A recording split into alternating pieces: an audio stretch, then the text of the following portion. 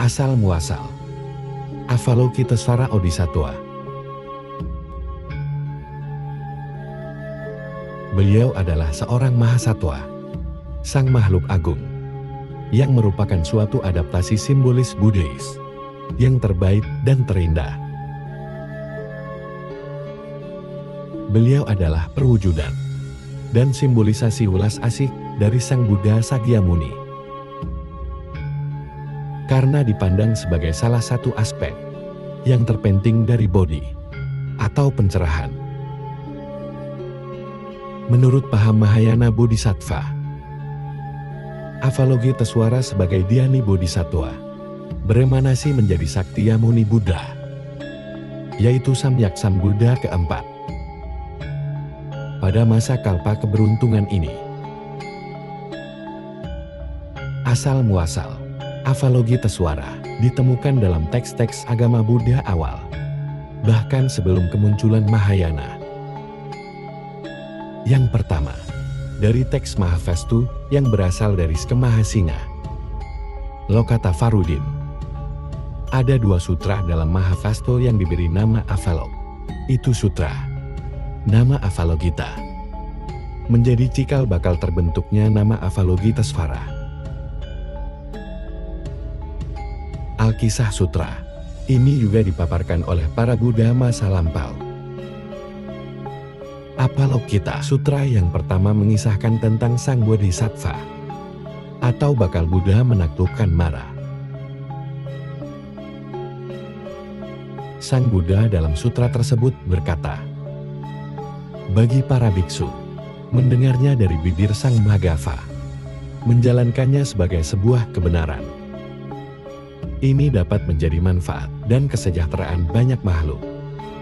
Karena ulas asih pada dunia, untuk kepentingan banyak makhluk, dan untuk manfaat dan kesejahteraan para dewa dan manusia.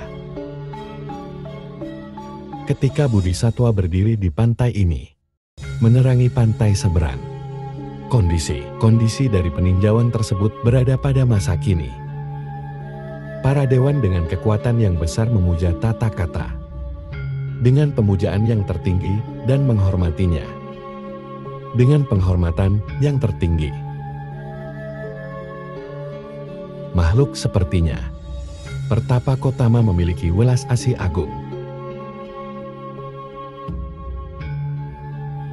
Selanjutnya dalam hafal, kitab sutra yang kedua disebutkan, biarlah sang bekawan memperlihatkan apa yang ia lihat ketika masih sebagai seorang bodhisattva. Ia datang ke pohon Bodhi dan berdiri di tahta Bodhi, dan untuk manfaat dan kesejahteraan seluruh dunia. Maka ia menerangi. Ini dilakukan bagi kebaikan dan kebahagiaan umat. Manusia memberikan cinta kasih pada dunia. Ia bodhisattva akan menjadi mata dunia, cahaya yang akan melenyapkan kegelapan. Ia terus-menerus memberikan manfaat dan ulas asih pada dunia. Sang bodhisattva disebut sebagai cahaya dunia atau Loka Pradota. Semua ciri-ciri sang Purisattva atau bakal Buddha Kotama yang disebutkan dalam Avalokita Sutra, seperti menerangi atau Avalokita dan welas asih atau Mahakaruna, bergabung menjadi satu, dan akhirnya dipersonalisasikan menjadi Avalokitesvara. Yang kedua ada dalam Lalita Vistara Sutra, dari sekte Sarvastivada, di mana disebutkan ada seorang bodhisattva yang bernama Maharakuna Candin. Mahakaruna adalah sebutan bagi Avalokitesvara Bodhisattva. Dalam Velahasa Jasaka, dikisahkan kelahiran lampau Pangeran Siddhartha sebagai seekor kuda terbang yang menyelamatkan para pelaut dari cengkaman para iblis raksasa Uniknya dalam Karandavayuha Sutra, dikatakan bahwa kuda terbang tersebut adalah kelahiran lampau dari Avalokitesvara Bodhisattva. Dari sini kita dapat melihat jelas bahwa Avalokitesvara adalah perwujudan dari cinta kasih sempurna yang dimiliki oleh Bodhisattva Siddhartha, yang kelak akan menjadi Buddha Sakti Amwini. Seiring perjalanan waktu, sifat welas asih dari Sang Buddha ini menjadi suatu bentuk personal, yaitu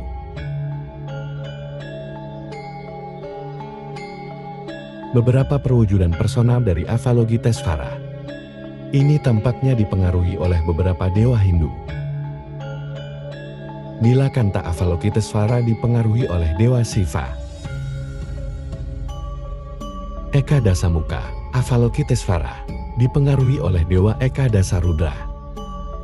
Cundi Avalokitesvara dipengaruhi oleh Dewi Junda atau Parwati, istri Dewa Siwa. Hayagriva Avalokitesvara dipengaruhi oleh Dewa Haragriva, avatar dari Wisnu. Banyak orang salah kaprah mengira bahwa Avalokitesvara berasal dari dua dewa kuda kecil. Padahal sebenarnya dua dewa kuda kecil tersebut hanya berpengaruh terhadap satu perwujudan Avalokitesvara saja, yaitu Hayagriva, dan sama sekali tidak mempengaruhi perwujudan Avalokitesvara yang lain. Bahkan perwujudan Hayagriva bukanlah merupakan perwujudan Avalokitesvara yang awal. Ia muncul di masa yang lebih kemudian. Oleh karena itu, mengatakan bahwa Avalokitesvara berasal dari Dewa Kuda Sunggur tidak berdasar. Dalam Mahakaruna Nilakanta Dharani, suatu dharani yang berhubungan dengan sastra puja, sastra netra, Avalokitesvara, beberapa kali disebutkan panggilan bagi Dewa Siwa dan Wisnu, bahkan Harihara. Gabungan antara Wisnu dengan Siwa. Sahasra puja, sahasra netra, Avalokitesvara adalah suatu perwujudan Guanyin yang dipengaruhi oleh Dewa Indra, Siwa dan Wisnu, yang konon dalam kitab-kitab Koida dikatakan juga memiliki 1000 lengan dan 1000 mata. Namun semua ini tidak berarti bahwa Avalokitesvara adalah seorang dewa Hindu yang diadaptasi menjadi Bodhisattva.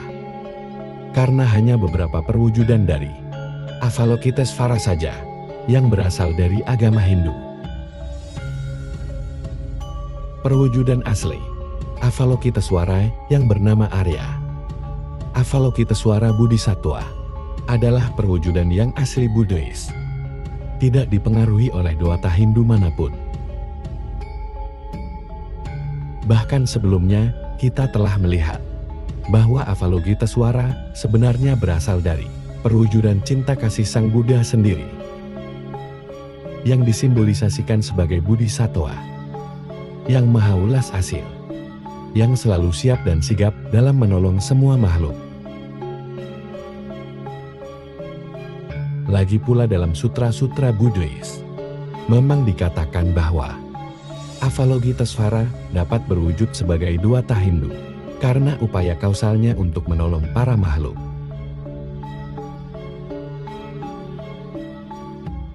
Sadharma pun dari Kasutra dan Karadanvuya Sutera menyebutkan bahwa Avalokitesvara dapat mewujudkan dirinya sebagai Maheswara atau Siwa, Brahma Narayana atau Wisnu, maupun Indra.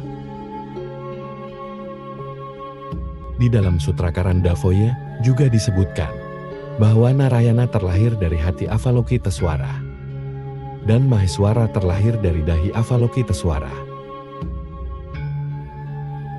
Maka dari itu, bukanlah sesuatu yang mengherankan apabila ada beberapa perwujudan Avalokitesvara yang berasal dari agama Hindu. Karena perwujudan tersebut adalah upaya dari Sang Bodhisattva untuk menyeberangkan semua makhluk sampai ke pantai nirwana. Seiring dengan berlalunya waktu, karunia ditekankan dan Avalokitesvara sebagai perwujudannya menjadi jalan tertinggi dalam Hinduisme pada Buddha Dharma. Avalokitesvara tidak boleh disalahartikan sebagai dewa Hindu yang ditemukan oleh biksu yang putus asa agar bisa menyelamatkan agamanya yang sedang sekarat. Dia mewakili jabatan bagi kebutuhan yang menekan dan pengalaman hidup bagi orang kebanyakan yang melihat Buddha Dharma lebih dari sekedar kitab suci dan pengetahuan, atau lebih buruk daripada itu, sebagai komersialisasi religius dan apatis spiritual. Orang-orang yang percaya hanya perlu memohon langsung kepada Sang Avalokitesvara dalam salah satu bentuknya yang tak terhingga banyaknya. Seseorang hanya perlu mengutarakan kesulitannya dan laksana seorang penasehat agung. Sang Avalokitesvara selalu siap mendengarkan dengan penuh perhatian. Jika ada yang berpikir bahwa hal ini bernada ketuhanan, dia harus ingat bahwa meditasi Avalokitesvara juga muncul dalam bentuk metode visualisasi dengan realisasi ketanpa-akuan yang menghasilkan pandangan terang. Sebagai tujuannya mencapai pembebasan spiritual. Selama kurun waktu inilah Avalokitesvara melewati proses adaptasi simbolis dengan mengasimilasi sifat dewa Brahmanis sambil tetap mempertahankan sifat Buddhis hakiki. Dengan demikian menetralkan pengaruh Hinduisme pada Buddha Dharma. Avalokitesvara Bodhisattva masuk ke Tiongkok pada akhir abad 1 Masehi. Pada zaman dinasti Han. Asal-muasal Avalokites, suara wanita. Sadharma pun dari Kasutra menjelaskan bahwa Avalokitesvara Guanyin dapat mengambil wujud pria maupun wujud perempuan. Namun Avalokitesvara sendiri bukanlah keduanya, karena beliau telah terbebas dari skala konsep dualisme. Oleh karena itu, sebenarnya dari kutipan sutra di atas, tidak ada lagi pertanyaan. Apakah Guanyin itu pria atau perempuan? Sayangnya dunia berkata lain. Berbagai sejarawan mulai mempertanyakan dan mendiskusikan tentang gender Sang Bodhisattva. Banyak sekali yang menganggap bahwa Guanyin di India berwujud pria dan Guanyin di Tiongkok berwujud perempuan. Sebenarnya pendapat mereka tersebut ada benarnya. Di India sendiri, Avalokitesvara memang sering sekali digambarkan sebagai sesosok pria. Sedangkan Avalokitesvara yang kita kenal di kalangan masyarakat Tionghoa adalah Avalokitesvara yang digambarkan sebagai sesosok perempuan yang sangat cantik dengan jubah putihnya yang dikenal dengan sebutan bayi Guanyin. Di kalangan masyarakat juga dikenal sebutan bayi Niang pada Guanyin. Sampai pada akhirnya timbullah hipotesa bahwa Guanyin di Tiongkok sebenarnya adalah Dewi Tiongkok kuno yang kemudian diadopsi oleh agama Buddha. Hal ini sempat menjadi sangat kontroversial di kalangan umat Buddha, karena bukankah Guanyin adalah sesosok yang sangat dihormati oleh umat Buddha, khususnya di kalangan umat Mahayana. Lantas bagaimana nasib keyakinan umat Buddha? Kalau mengetahui bahwa bodhisatwa yang dipujanya sebenarnya berasal dari agama lain. Oleh karena itu, penting sekali untuk mengetahui bahwa di India dan Nepal, di tanah kelahiran Sang Buddha sendiri, telah dikenal sosok perempuan dari Avalokitesvara. Siapakah sosok perempuan Avalokitesvara itu? Beliau adalah Tara Bodhisatwa dan Bandara Vasini. Selain Bayi Kuan Yin dan Bandara Vasini, dikenal pula berbagai perwujudan perempuan dari Avalokitesvara yang lainnya. Di India dan Nepal,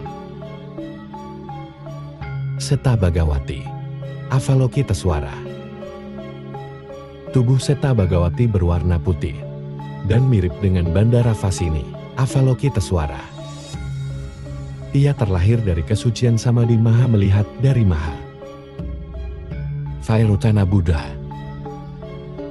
Ia memegang teratai setengah makar di tangan kiri dan lengan kanannya bersandar pada lutut yang diangkat. Ia menyimpulkan kemampuan untuk mengubah semua makhluk hidup ke inti kesucian. Parnasawari, Avalokitesvara. Nama lainnya adalah Ritro Lomakyunma, penghuni hutan berjubah daun.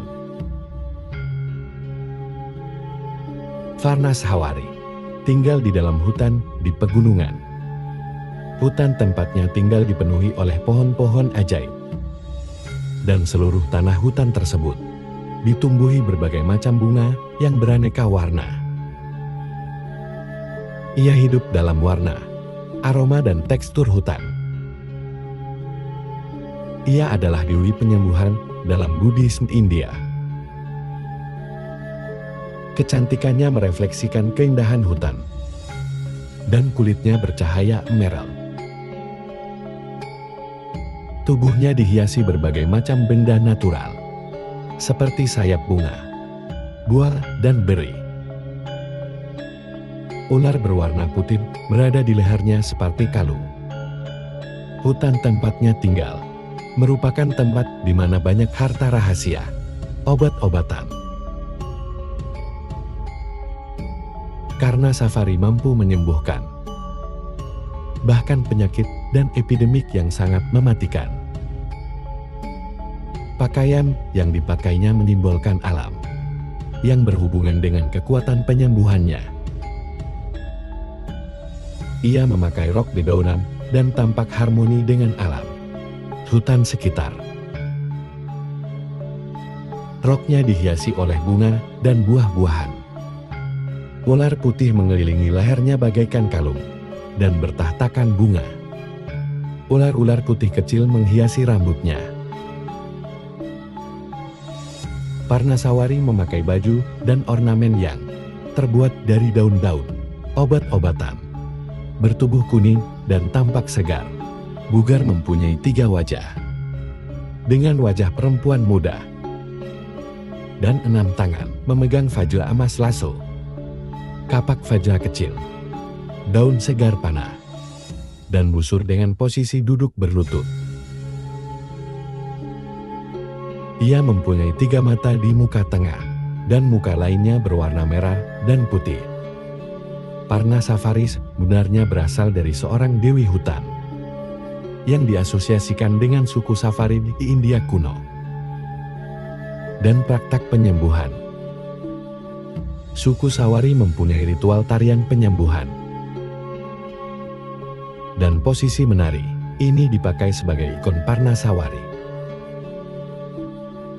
Sawari atau Sawara berarti wanita suku.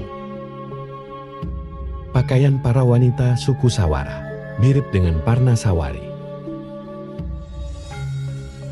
Diikuti Avalokitesvara. Ia adalah bodhisatwa perempuan bermata 3 dan bertangan 4, membawa tasbih, teratai dan botol Amerita. Tangan terakhir membentuk samudra pengabul harapan. Ia lahir dari kerudahi Avalokiteswara dan berwujud murka yang bertujuan untuk menghilangkan kekuatan dalam diri makhluk hidup.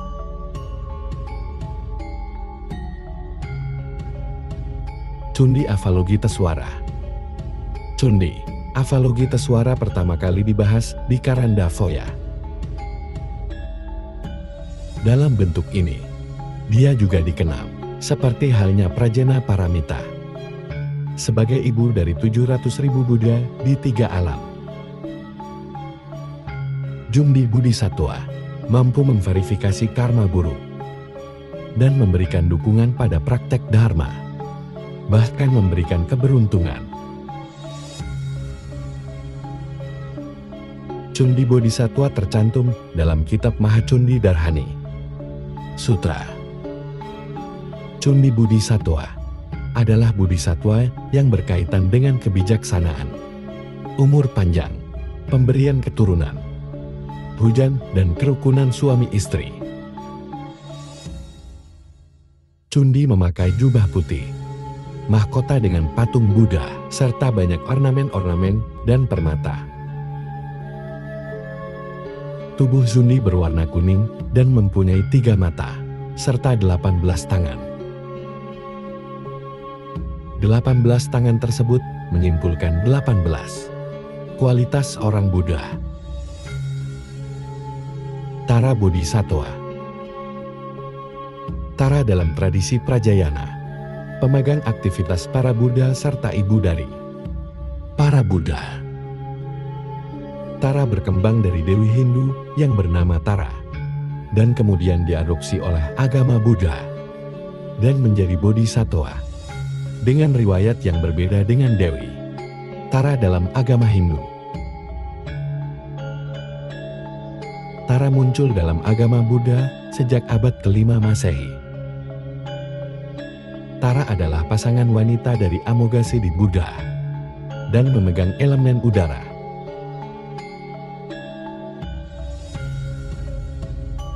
Ia berasal dari keluarga karma. Ia mengubah kecemburuan dan iri hati menjadi kebijaksanaan yang tertinggi. Sebagai ibu para budak, Tara juga memanifestasikan sifat welas asih seorang ibu. Ia mengasihi semua makhluk seperti seorang ibu mengasihi anaknya. Tara juga dikenal sebagai pembebas dari 8 ketakutan. 8 ketakutan tersebut adalah kesombongan delusi amarah, iri hati tenggelam dalam kemelekatan keraguan, keserakahan, dan pandangan salah. Arti nama Tara adalah gadis bintang. Ia adalah penuntun semua makhluk agar dapat mencapai pantai seberang. Tara dikelompokkan menjadi 21 Tara. Namun secara lebih umum digambarkan ada 2 macam Tara, yaitu Tara hijau dan Tara putih. Biksuni Srimati atau Laksmi. Kaitan antara Avalokiteswara dengan jubah putih tampaknya tidak hanya ada di Tiongkok, tetapi juga ada di India. Dahulu di India, Tara Bodhisattva beremanasi menjadi seorang biksuni bernama Laksmi.